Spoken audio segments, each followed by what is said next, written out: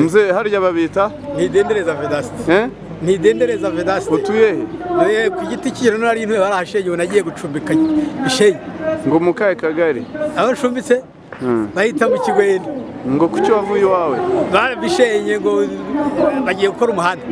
Barabishyuye se? Abana 5 hashize imyaka 3. Bababwira batubwira ngo nibakora umuhanda uva di centre Nyabugogo kuzagira Nyabarongo abantu mu metero 8 bazatwishyura. None kuba batarakwishyura ni izihe mbogamizi uri guhura nazo? Imbogamizi nk'ubu sinyirahomba ndacumbikiwe sigira icyo ndya no gusabiriza abana nabyaye nta mibereho myiza mfite. Niki wasaba ubuyobozi? Twumvisha unavuga ngo igihugu icyo nsaba ubuyobozi nuko batwaye isiporopriya ibintu barabibaruye babihaye agaciro ntibagize ntibigeze banayatubwira ntibayaduhe.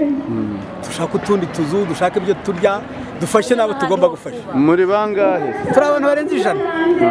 Ni ahantu hageze ku kilometero 3 uvuye ku giti cyoni ukagira kuri di centre Nyabugogo hafi ya gare ya Nyabugogo. Urakoze cyane. Nawe urakoze. Mama waruvuze ngo wowe babaha iki? Babaha ahantu ho kuba? Ngenda hafite narahawe ndashimira ubuyobozi bwadukuye mu manegeka twebwe baduha ibyangombwa batuye muri Model Village ibyo dukeneye. Ibyangombwa bimeze bite? Icyangombwa cyemeza ko umutungo ari uwanjye. None se uyobewe ko bivugwa ko ikintu udafitiye inyandiko kiba atari icyawe?